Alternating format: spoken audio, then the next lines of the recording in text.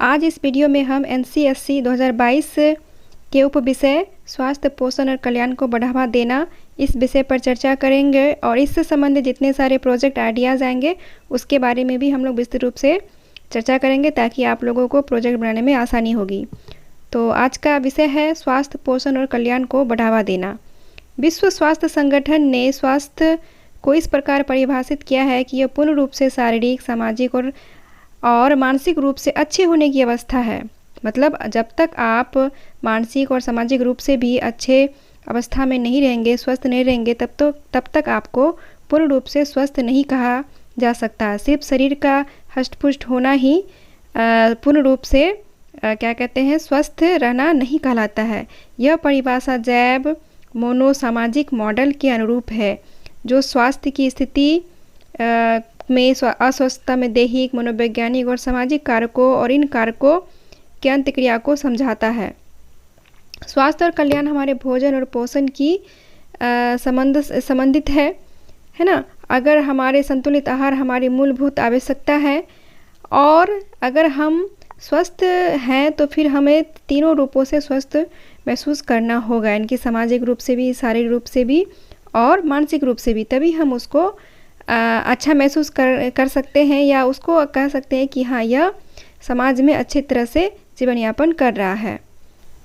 तो चलिए अब हम इससे जुड़े कुछ परियोजनाओं को देखते हैं कि हम इस पर कौन कौन से परियोजना बना सकते हैं, प्रोजेक्ट आइडियाज़ बना सकते हैं। तो सबसे पहले बदलते मौसम के अनुसार पादपों, जंतुओं, मनुष्य में होने वाले जल जनित रोगों का अध्ययन, यानी कि पौधों में या जंतुओं में या मनुष्य में पानी से कौन कौन से रोग उत्पन्न हो सकते हैं, बदलते मौसम के अनुसार उसका अध्ययन कर सकते हैं, उसका सर्वे हम लोग कर सकते हैं और अपना प्रोजेक्ट बना सकते हैं।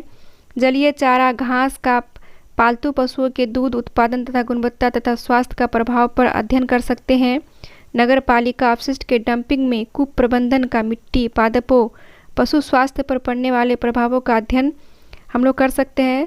अगर नगर पालिका के द्वारा जो कचरा उठाया जाता है और कहीं भी जो उसको फेंक दिया जाता है, उसका क्या असर पड़ता है, चाहे वो मिट्टी पर, पौधों पर या फिर पशुओं पर या हम लोगों पर, उस पर भी हम लोग अपना प्रोजेक्ट बना सकते हैं।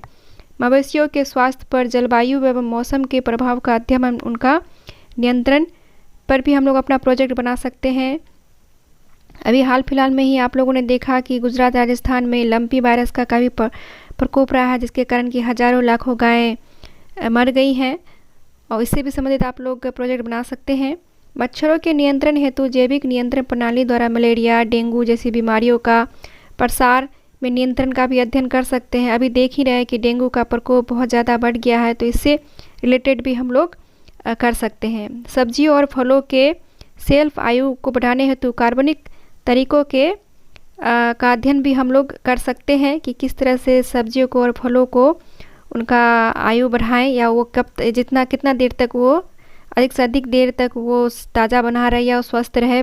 पौधे से जितने सारे प्राप्त होते हैं फल या सब्जियां, उसको किस प्रकार हम लोग स्वस्थ रखें, उस पर भी अध्ययन कर सकते हैं, उस पर भी हम लोग अपना प्रोजेक्ट बना सकते हैं। आदिवासी जनजातीय क्षेत्रों में खाद्य प्रणाली एवं स्वास्थ्य की स्थिति के पैटर्न का भी अध्ययन कर सकते हैं कि आदिवासी जो इतने स्वस्थ रहते हैं बिना किसी दवाई के या फिर बिना अच्छी जीवन यापन के भी वो लोग अच्छे हष्ट-पुष्ट होते हैं, स्वस्थ होते हैं। आखिर किस तरह से वो स्वस्थ होते हैं, उन पर भी हम लोग अपना प्रोजेक्ट बना सकते हैं, उन पर सर्वे कर सकते हैं। उनके खाद्य प्रणाली पर या उसके स्वास्थ्य की स्थिति पर भी हम लोग अपना प्रोजेक्ट बना सकते हैं।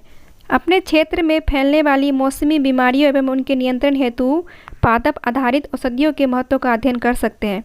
जिस तरह से हम लोग के गाँव देहात में अगर छोटी छोटी बीमारियाँ हो जाती है, तबीयत खराब हो जाता है, तो हम अधिकतर पेड़ पौधों पर ही निर्भर रहते हैं। तो हम उस पर किस प्रकार निर्भर रहते हैं, उस पर भी हम लोग अपना प्रोजेक्ट बना सकते हैं।